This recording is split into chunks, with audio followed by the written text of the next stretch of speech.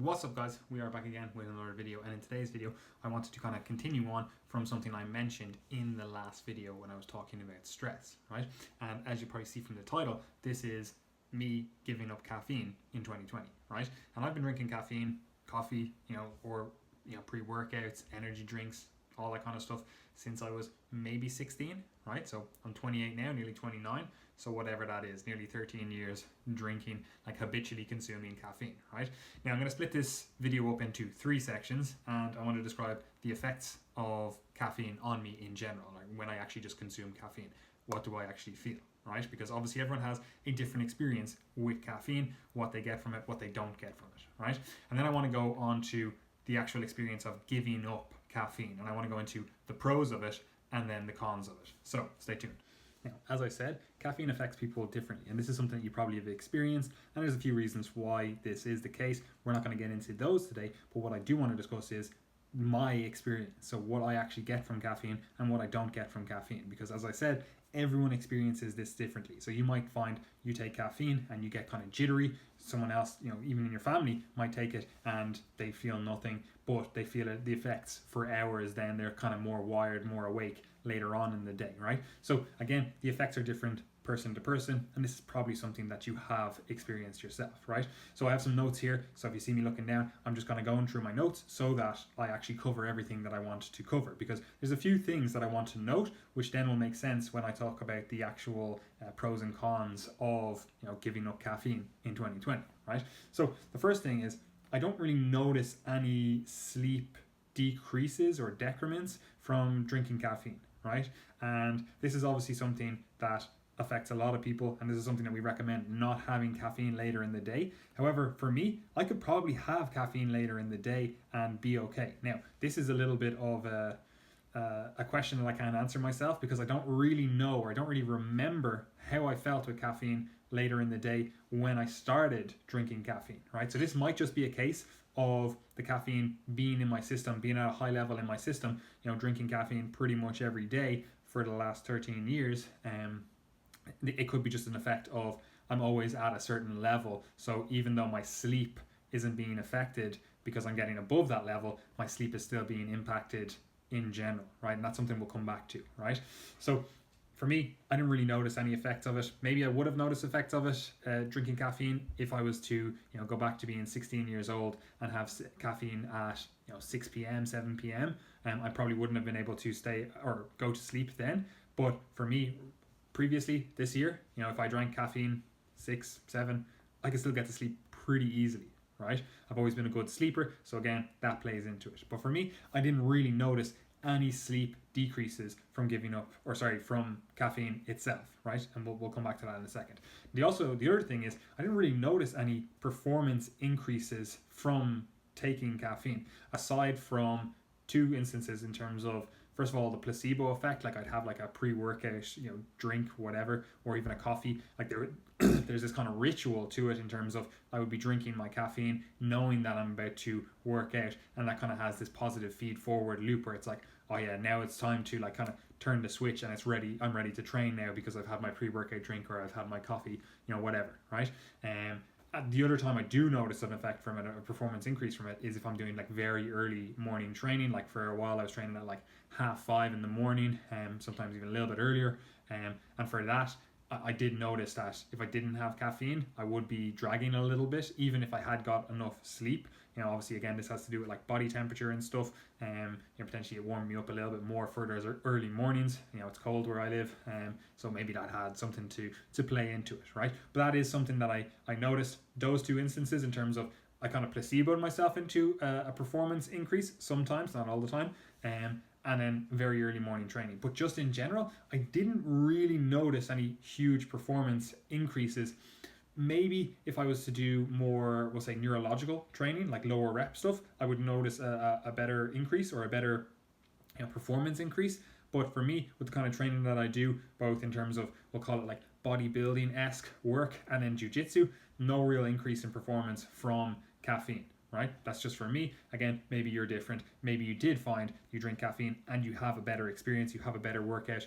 Maybe that's the case, right? I didn't really notice any digestive issues from caffeine. I know some people really find that their digestion, gets messed around with if they do drink caffeine. Nothing for me, or I should say coffee, because it's generally coffee that causes it, not necessarily caffeine. But again, nothing for me. I didn't get any jitters, or even when I was younger, didn't get any jitters. Now I do have ADHD, so that plays into it, because there's some like weird dopamine signaling and stuff that goes into this. But again, for me, no jitters. That's just, I know some people are literally like cracked out of it, but for me, nothing like that, right? I did notice an increase in body temperature, when I was drinking caffeine. Again, especially if I would be drinking caffeine 3, 4, 5 cups a day, like cups of coffee. I definitely noticed that my body temperature ran a little bit higher in general when I was drinking coffee multiple times per day, right? So again, that is something that, maybe that does play into sleep regulation. Like body temperature is something that plays into sleep regulation, but it also plays into performance and other things. But again, I didn't really notice either sleep or performance changes when I was drinking caffeine. So again, that's my experience, right? I did notice noticeable mood benefits, and again, that's probably to do with some dopamine signaling. But I did notice that drinking more caffeine, or I should say drinking more coffees per day, I do notice that I am a bit more like just happier. Like I'm naturally a happy person anyway. Like it doesn't, like there's not a lot that really phases me. I just kind of stay at a happy level, which is obviously nice. But there was definitely a little uptick in that again. So maybe I'm at a 9 all the time in happiness. I was up at a 9.5, right? So again, that is something that I noticed, and again, we'll come back to this when we're talking about the pros and cons, right? And the other thing, now the final thing on the effects on me, is that caffeine, for me, I get a noticeable increase in my SHBG, right? My sex hormone binding globulin. And this is probably mediated through adiponectin, and maybe some other things are going on as well, liver stuff. But for me, I definitely saw an increase in my SHBG. Like that was always, more towards the higher end of where I would like it on my labs. Whereas again, that's something that has changed since going off caffeine. But again, we'll get to that, right? And that is something that I didn't necessarily feel, right? You don't really feel like higher levels of SHBG. Like my testosterone is already, naturally high enough. It's always over like 600, 650 nanograms per deciliter.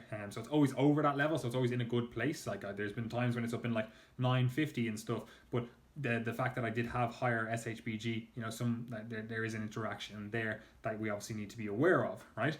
But for me, I did notice that on my labs that my SHBG always ran a little bit higher. But again, that's not something that I felt in my day-to-day life. Like sex drive was still good, performance is still good, ability to train is still good, concentration, all the stuff that you get from testosterone was still good. So obviously I was still getting all of that testosterone signaling. However, from my labs looking at it, SHBG was running a little bit higher, right? So that's my experience from taking caffeine. Now that I've gone off it, what are the pros and cons? That's what we'll get into. So there are multiple pros of giving up caffeine for me personally. Now again, this might not be the case for you, and obviously again, I'm just talking about my individual experience here. Maybe this is something that you want to engage in, you're kind of looking it up on YouTube, whatever, and you're kind of like, is this something that I should do myself? What are the pros of it, right? So for me, these are the pros that I experience. Now obviously, again, other people are going to experience different pros, different cons, but again, this is my personal experience. That's what you're getting here, right? So the first thing I found was I was actually more productive, right? Which kind of seems counterintuitive, because caffeine generally makes people more wakeful, and as a result, they feel like they're able to have some cognitive benefits in terms of they're actually able to stay awake and do more work, right? But obviously that's not something, or I should say obviously that's not something that I ever really experienced in terms of needing or not needing caffeine. Like I was still able to get the same amount of work done, even if I hadn't drank a coffee, whatever.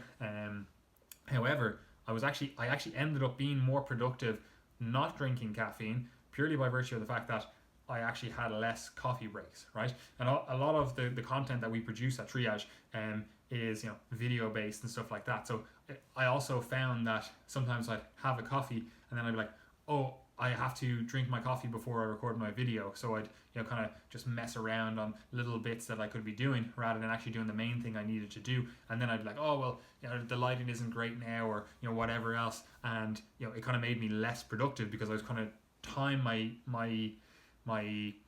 work effectively around my caffeine intake, which is obviously not ideal, right? So for me, I found I was more productive by having less coffee breaks and having less to drink in front of me, like a warm beverage that I'm like, oh, I have to consume this in the next whatever 15 minutes or else it's going to get cold and it's not necessarily as nice then, whatever, right? So for me, I ended up being more productive when I cut out coffee because, again, I wasn't having these coffee breaks, right?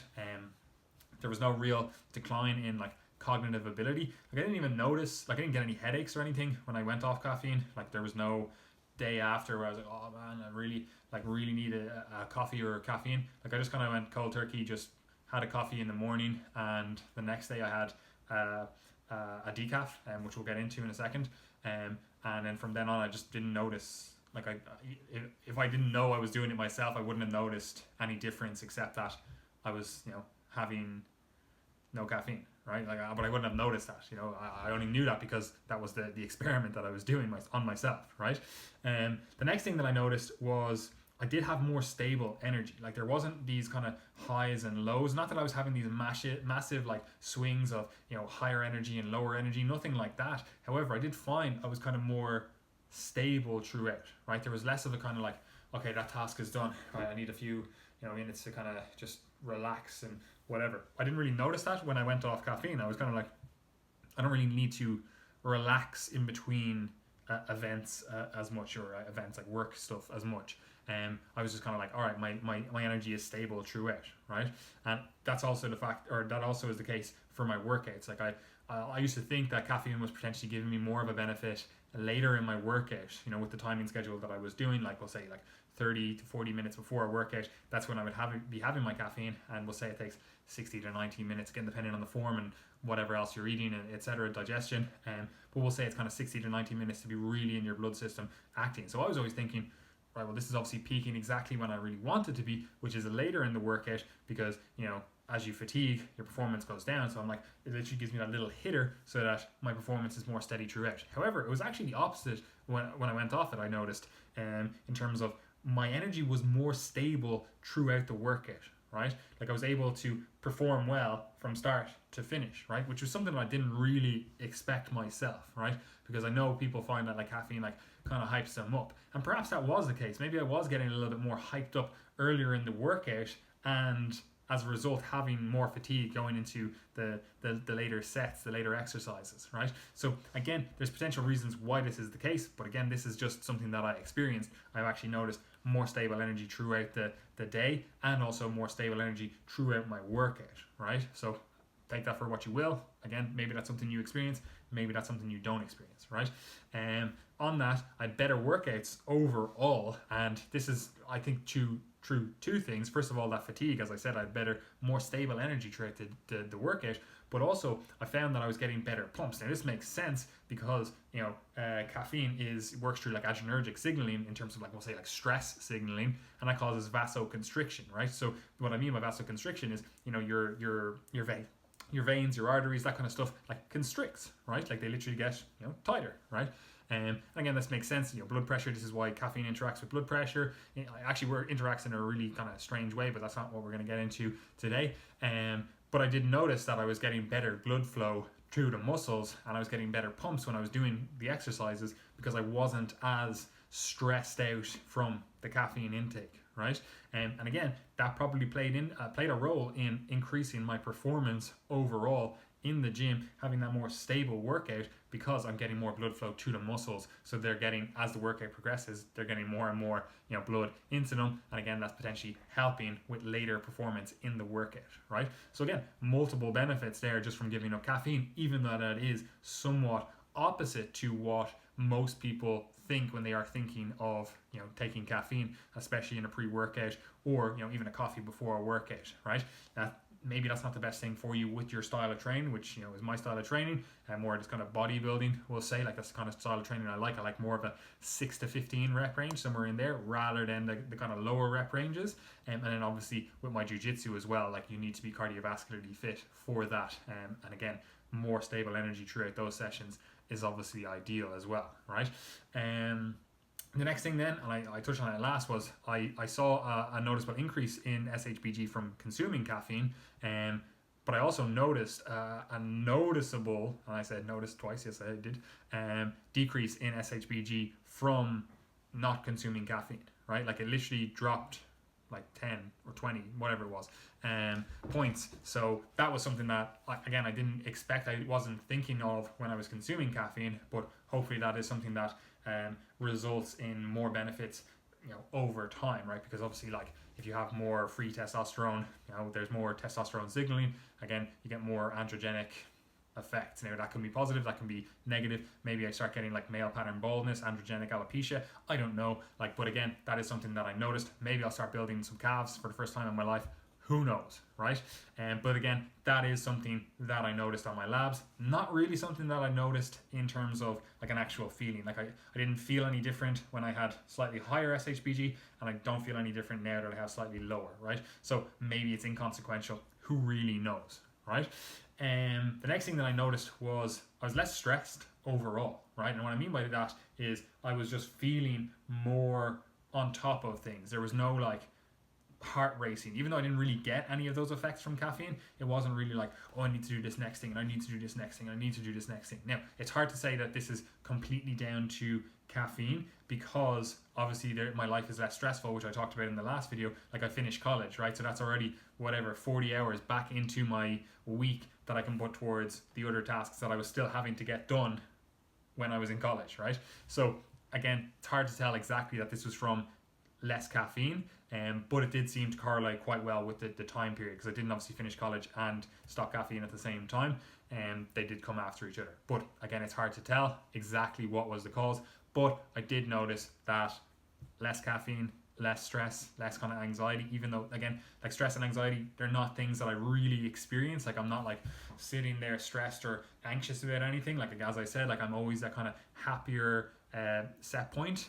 But again, I did notice an increase or a decrease in stress and anxiety and that kind of stuff, right? So again, maybe that's something that you want to play around with when you are dropping out caffeine. If you're dealing with stress, anxiety, that kind of stuff, maybe dropping out caffeine could be beneficial. And again, this works through a variety of mechanisms. Again, it's that adrenergic signaling and that kind of stress signaling that you're getting from caffeine, which, that's positive in certain cases where you're like, okay, right, I'm ready to do work. But if that's your default where it's like, okay, I'm ready, like that's obviously not something, like, you can't relax then if you're like, I'm ready, right? So again, you want to be able to relax when it's time to relax, and obviously be in that kind of I'm ready mindset when it's time to be in that mindset, right? So for me, getting rid of caffeine helped me kind of flip that switch a lot easier, right? And even though I didn't notice any digestive issues with caffeine, I've noticed that my digestion is better without caffeine, right?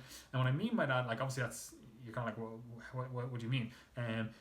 My digestion wasn't bad. Like, I never had bad digestion when I was consuming coffee, especially caffeine. Like, I didn't really notice any effects. Like, I know people are like, oh, I have a coffee and then I need to go to the toilet 5 minutes later. Like, that wasn't the case for me, right?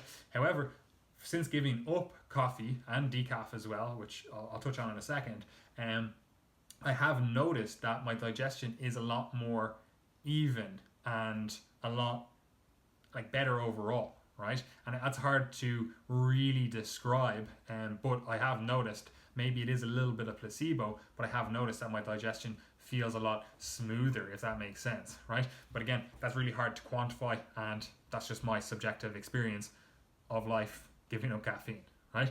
The other things, final two pros of this, I'm saving lots of money, right? I didn't, like, when I was in college, like, I did spend more money on caffeine, right? And what I mean by that is I was drinking coffee, I was buying coffee there. Like, I obviously wasn't flicking on my kettle at home and making a cup of coffee, right? That I wasn't doing that because I was in a different environment where you have to buy coffee. Right now, coffee is relatively cheap, so like, especially the way I drink it, it's just like a black Americano, and like that's not really that expensive. I wasn't going to like Starbucks and buying whatever frappuccino, mocha, whatever, like I wasn't doing that. I wasn't spending like €15 on a coffee, like I was spending like €2, maybe €3 on a coffee, right? But even still, like, that adds up when you're having 3, 4, maybe even 5 per day, right? So that obviously adds up, and if you're doing that 5 days per week when you're in that environment, again, it adds up pretty quickly. Now, obviously, I finished college as well, and now I work from home almost exclusively, especially with this pandemic. So that obviously contributes as well. However, I do notice that there's more money in my account, and it's pretty well correlated with the fact that I don't drink coffee anymore or decaf, which again we'll come back to, right? The final thing then is, like, I feel like I have less of a dependence on something, right? Like, I never felt like I was dependent on caffeine. Like, there's been times when, like, I went like camping for like 2 weeks and I just didn't have caffeine, you know? Like, there's been times where I just didn't have it available to me, so I didn't have it, and I didn't really notice any ill effects from that, right? However, I still had that kind of feeling of, like, it's that kind of habits that you've built up, which I'll touch on in a second. The habits that you've built up, and you're kind of dependent on those habits. You know, you're kind of set in those habits. It's like, oh, when I wake up, I need to have a coffee. Not necessarily because I need caffeine. Like, maybe someone might need a cigarette. They're like, I need the hit from the cigarette. Like, I didn't really need the hit from the coffee. However, obviously, because there's some dopamine signaling and stuff, those habits that I had built up in terms of, like, oh, I'd wake up and have a coffee, right? Like, that for me had really, it made me kind of feel dependent on it. Like, the habits were ingrained rather than, like, it could have been another hot drink that I was drinking. Obviously, caffeine is potentially more, we'll say, addictive, even though, like, it's also not an addictive substance. But because there is some, like, dopamine signaling and stuff going on, like, I did find that I was dependent on these habits. Like, I was like, oh, if I didn't do that, it kind of messed with my day. Not necessarily, like, you know, threw off my whole day. I wasn't able to get things done, but it kind of made me go, oh, like, I really like that habit, you know? Like, it's like something that you don't get to enjoy anymore, which we'll get to in a second, right? So I did notice that there was a less of a feeling of dependence. Like, I wasn't like, oh, I need to do this before I do this, you know? Like, there was less of that kind of, I'm dependent on this substance to get shit done, right? Which is obviously beneficial because, you know, now I'm a bit more free. It's not like, oh, I have 4 hours of work to do, I'll need to get a coffee first, and say, oh, I have 4 hours of work to do, let's get straight to it, you know? So that for me is obviously a pro. Now, let's get into the cons. Now, obviously we can just hammer on the pros and I can make this seem like it's the most beneficial thing you're ever going to do in your life. However, there are some cons to it. However, the cons for me are not, like, the pros way outweigh any of the cons, right? But the two cons that I did notice were I was losing out on some sort of, like, social connection, right? And obviously that's not necessarily the case in the mornings where I'm just having my morning coffee or anything, but I did definitely notice, you know, like, normally you go have a coffee with friends or something, right? Or, like, me and my girlfriend might have like an iced coffee or something in the afternoon, you know, that might be something that we'd engage in together. Like, I just don't have that anymore, right? Which is obviously a con because you lose that kind of social touch, and obviously that's obviously a really beneficial thing in, you know, the situation we find ourselves in this kind of 2020 environment where social connection is already minimized, right? So that was definitely something that I feel like I'm kind of missing out on, right? And like that kind of social aspect to it. The other thing then is I feel like I'm missing out on beneficial habits, right? Because obviously, as I just said with the pros, like, I had that kind of, we'll say, dependence on this, right? And again, it was a dependence of the habits themselves rather than the actual substance. But obviously, those habits were that were mediated by the substance, and they were, you know, further exacerbated by the fact that the substance does dopamine signaling and stuff. So I did notice that I was kind of like, oh, like, I really enjoyed those habits of just having a coffee while I'm reading or something, right? Like, it's an enjoyable thing. And for a while I was drinking decaf to kind of still get that. But I actually think this is something that I didn't realize when I was drinking coffee.